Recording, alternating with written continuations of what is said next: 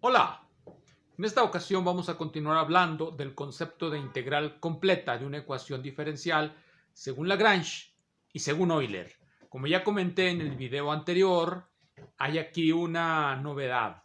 Lagrange logra englobar en un concepto de integración completa de una ecuación diferencial a las soluciones singulares, cosa que no se podía hacer en el tratamiento que daba Euler o lo que Euler consideraba como la integral completa de una ecuación diferencial. Antes de comenzar, quiero hacer una referencia breve a un librito que debería ser más leído, pero que bueno, creo que no es muy leído. Se titula Ludwig Wittgenstein y el Círculo de Viena. Son anotaciones de este señor Friedrich Waismann de las conversaciones que mantuvo en el Círculo de Viena Wittgenstein. Entonces en él encontramos distintos temas que va tratando con los positivistas lógicos Ludwig Wittgenstein. Hay uno muy interesante que viene en la página 121, que es una anotación de 1922 que se titula Demostración de Hilbert.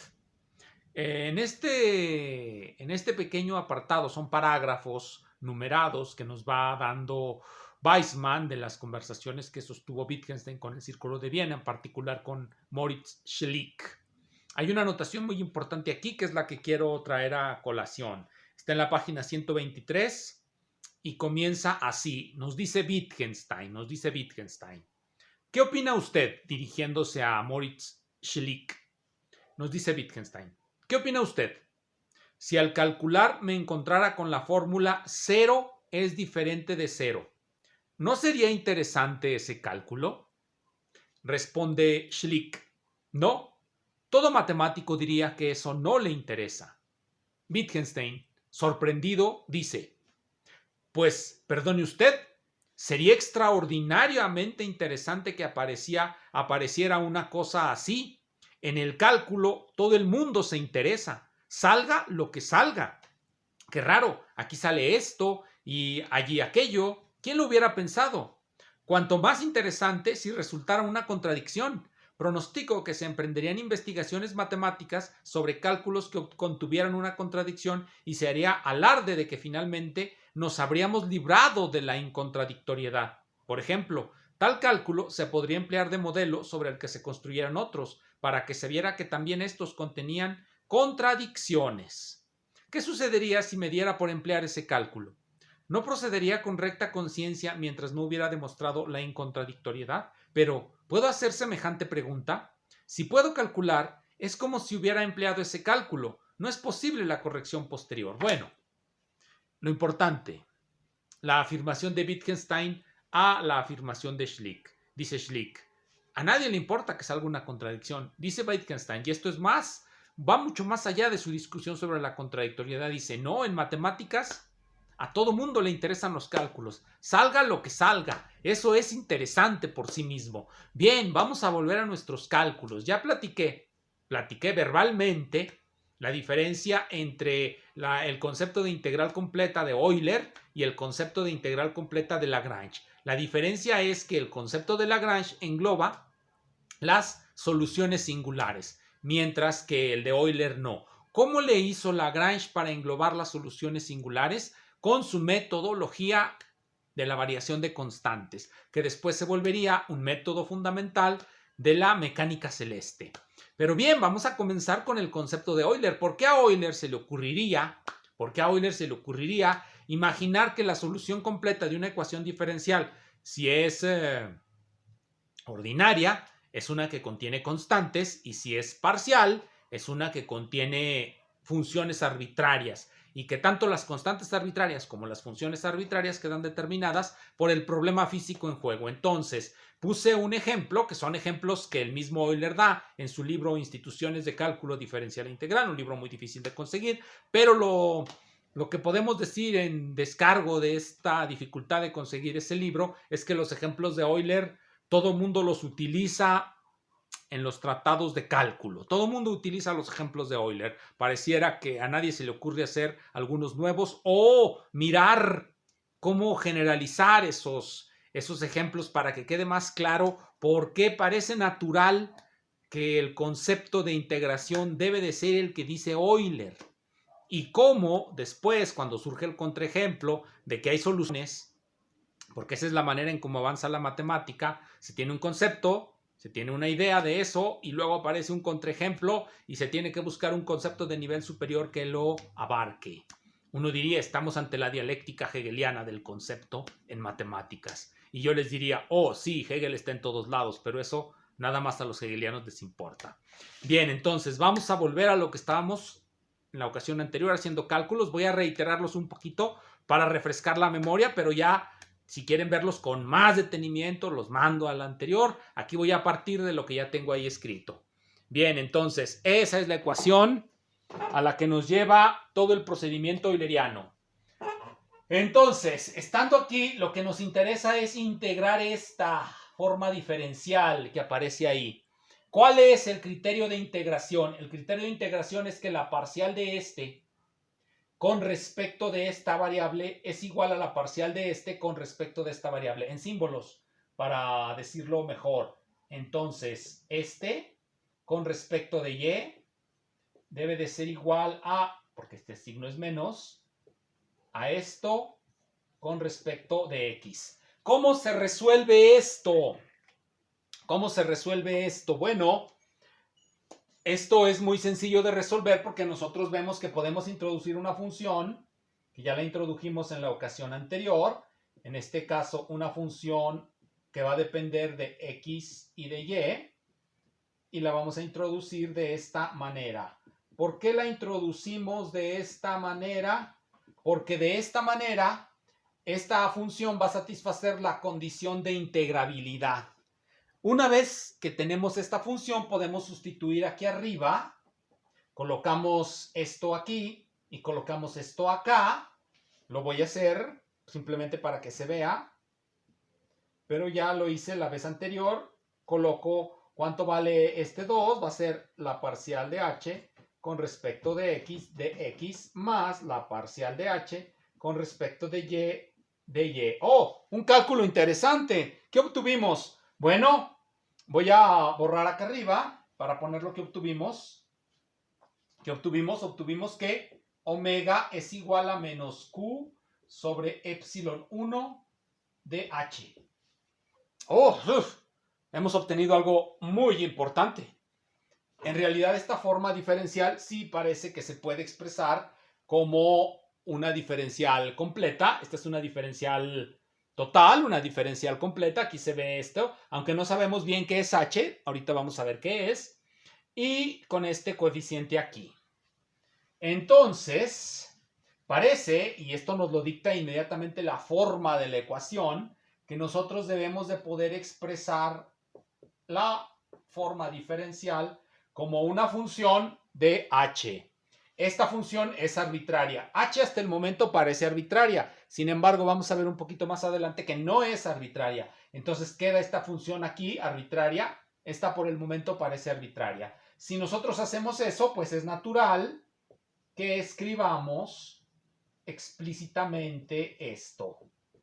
Y voilà, este se parece a este. Entonces tenemos que hacer esto así. De h es igual a menos q sobre epsilon 1.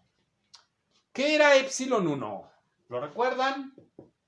Epsilon 1 era la parcial de h con respecto de y negativo. Si ustedes lo recuerdan, negativo aquí. Pero pueden ver el video. Lo colocamos aquí, lo pasamos para acá y nos va a quedar de esta manera. La parcial de h con respecto de y, la parcial de f, perdón, la derivada de f con respecto de h es igual a q. Y esto, pues obviamente es otra cosa que la parcial de f por la regla de la cadena con respecto de y. Bien, ya está muy avanzado todo esto, ya tenemos cuánto vale q, q se expresa de esta manera. Habíamos dicho al principio que no íbamos a prejuzgar de qué manera expresar q, porque eso era como suponer la existencia de algo cuya existencia pues no estábamos seguros. Estamos seguros de la existencia de f hasta que escribimos las condiciones de integrabilidad para la forma diferencial. Oh, miren, cuántos cálculos han salido aquí, qué cosas tan interesantes.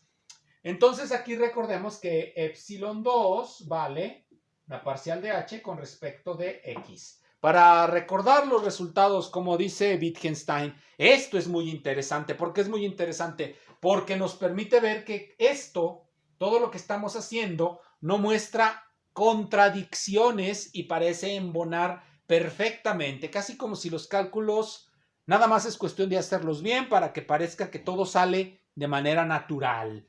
Casi parece magia. ¿Cuánto va a valer P? P va a valer F con respecto de X. Sí, parece como magia. Entonces nosotros ya tenemos la solución de nuestra ecuación diferencial. Voy a borrar todo lo que ya no hace falta. Nada más voy a dejar algunos elementos aquí para ir recordando y poder seguir interpretando. Epsilon 1 nos va a quedar así. Así. Epsilon 2 nos va a quedar así. P nos va a quedar así. Y Q nos va a quedar, perdón, es F, nos va a quedar así. Bien, así estos son los resultados que parece que surgen solos, naturalmente, de todo. Entonces, bien, ya tenemos esta solución, pero ¿qué significa H? ¿Es indeterminado o no es indeterminado? No es indeterminado. ¿Por qué? Vamos a ver cómo lo podemos determinar. Para eso, vamos a regresar a la forma que teníamos para omega. ¿Cuál era la forma que teníamos para omega? La que habíamos obtenido antes de seguir haciendo los cálculos. Bueno, era esta. Epsilon 2 de x menos epsilon 1 de y. Así era la que teníamos. Entonces, nosotros notamos que podemos colocar aquí un diferencial de t, regla de la cadena eternamente, de t. Y nos fijamos que podemos fijar esto, le voy a poner un puntito, ya voy a borrar este de acá arriba. Voy a borrar también lo de solución singular y nosotros podemos ver de inmediato, voy a ponerle puntito en lugar de diferencial con respecto de t, es un parámetro cualquiera. Nosotros vemos que si ponemos aquí epsilon 1, y que si ponemos de este lado epsilon 2 a y, esto se va a hacer 0. Se va a hacer 0. Es decir, esta cosa es realmente 0. Cuando nos movemos sobre las curvas solución de este sistema de ecuaciones diferenciales. Ahora bien, ese sistema de ecuaciones diferenciales, de acuerdo a lo que obtuvimos, va a tener una forma particular. X punto va a ser en realidad menos dh con respecto de y punto va a ser en realidad dh con respecto de x, de acuerdo a lo que ya habíamos obtenido antes. Y esto, bueno, esto es nuevamente maravilloso. Vamos a borrar todo esto para que se vea bien este sistema. Uno le puede llamar a esto un sistema hamiltoniano en dos dimensiones, donde esta función es la función hamiltoniana. Pero en este momento esta interpretación, aunque es inmediatamente obvia para quien sabe mecánica, no nos interesa mucho. Lo que nos interesa es que con esto nosotros podemos interpretar qué es h y nos vamos a dar cuenta que no es de ninguna manera una función indeterminada. ¿Cómo nos vamos a dar cuenta? Muy bien. Vamos a agarrar h y lo vamos a derivar con respecto del parámetro t. Ya dijimos que t no es realmente el tiempo, puede ser un parámetro cualquiera, nada más que a mí me gusta utilizar t.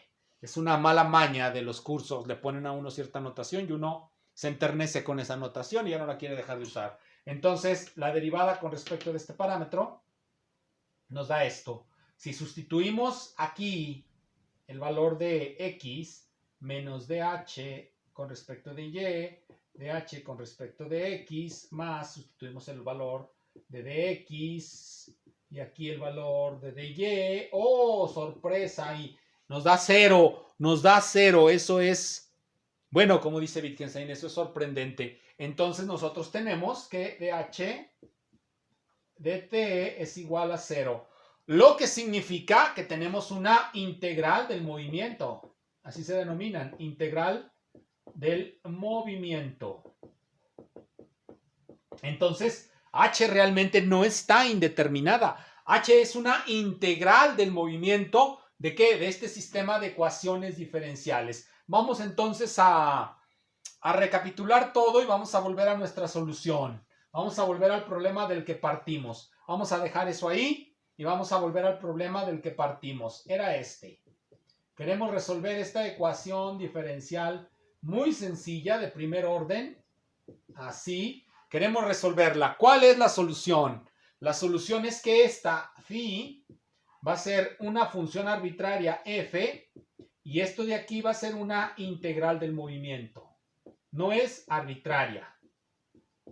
Integral del movimiento.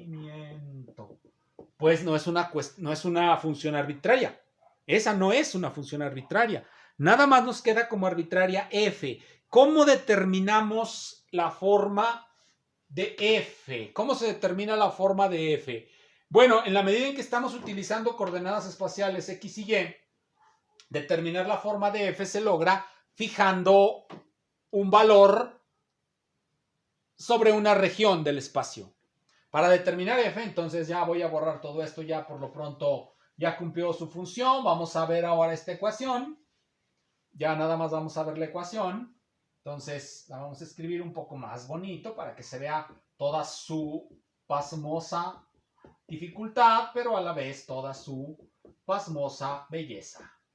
Entonces tenemos esta ecuación diferencial. Nosotros ya sabemos que su solución es h, donde h es una integral del sistema de ecuaciones diferenciales definido por los sistemas que vimos. También vimos que estos tienen una forma particular, la forma particular de un sistema hamiltoniano, y siempre que exista la integral del movimiento, vamos a poder expresar localmente, al menos, localmente quiere decir en un entorno de un punto, siempre va a existir una integral del movimiento, teoremas de existencia y unicidad que a tanta gente le gustan, y entonces podremos expresar esto como un sistema hamiltoniano. Uno diría, estamos hamiltonizándolo, cierto, de hecho esto se sabía hace mucho, pero todavía se publican artículos donde de una manera o de otra demuestran que un sistema de orden 1 siempre es integrable si se conoce una integral del movimiento, una sola.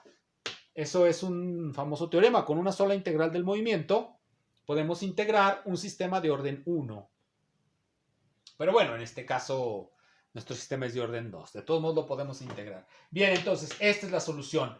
¿Cómo determinamos f? Bueno, generalmente para determinar f le vamos a dar valores. Podemos trazar una curva. Vamos a suponer que tenemos una curva y a lo largo de esa curva tenemos que esto vale una cierta función g de t. Por ejemplo, fijamos una trayectoria, esta trayectoria, y sobre esta trayectoria, esta función vale esto, sobre esa trayectoria. Esta sería una función fija, nosotros la fijaríamos, entonces sobre esa trayectoria va a valer eso, y esto es el problema de contorno para esta ecuación. Con eso quedaría determinada la forma, y por lo tanto, parece evidente que esto es la solución general del problema. Como pueden ver, surge de manera natural. Nosotros hacemos las operaciones y esas operaciones, cuando reflexionamos sobre el conjunto de operaciones que hemos hecho, es que vamos construyendo conceptos. Todo esto que he escrito se puede poner en forma conceptual a la manera geométrica. Geométrica en el sentido de Euclides, no geométrica de que vamos a hacer dibujitos. Geométrica en el sentido de que vamos a establecer postulados y sobre esos postulados vamos a establecer teoremas. Todo lo anterior se puede poner en teoremas una vez que reflexionamos sobre los conjuntos de conceptos que vamos construyendo mientras vamos haciendo cálculos. Al hacer cálculos, obtenemos conceptos y con esos conceptos formamos proposiciones y con esas proposiciones logramos demostrar teoremas porque nos vamos dando cuenta qué tipo de condiciones debemos imponer para poder imponer un teorema. Entonces, el concepto de integral completa de Euler surge de todo este tipo de cálculos. Lo hice con una ecuación muy sencilla y lo hice en forma general. Lo hice sin apelar a, por ejemplo, los ejemplos de Euler, que vienen en cualquier tratado de ecuaciones diferenciales. Y aquí vimos que surge incluso un teorema famoso de la teoría hamiltoniana. Un sistema de orden 1 se puede hamiltonizar con ayuda de una integral del movimiento. Si un sistema tiene 2 grados de libertad, x y y en este caso, y tiene una integral del movimiento, con esa integral del movimiento podemos construir un sistema hamiltoniano de una manera muy sencilla. Aunque para dimensiones superiores pues esto no funciona, y si le metemos topología pues menos funciona, porque parece que la hamiltonización nada más funciona en regiones conexas. Pero bueno, esa es otra historia y son otros conceptos que surgen a partir de aplicar otro tipo de razonamientos matemáticos. En la siguiente ocasión veremos cómo Lagrange construye su concepto de integral completa al introducir el método de la variación de constantes. Gracias.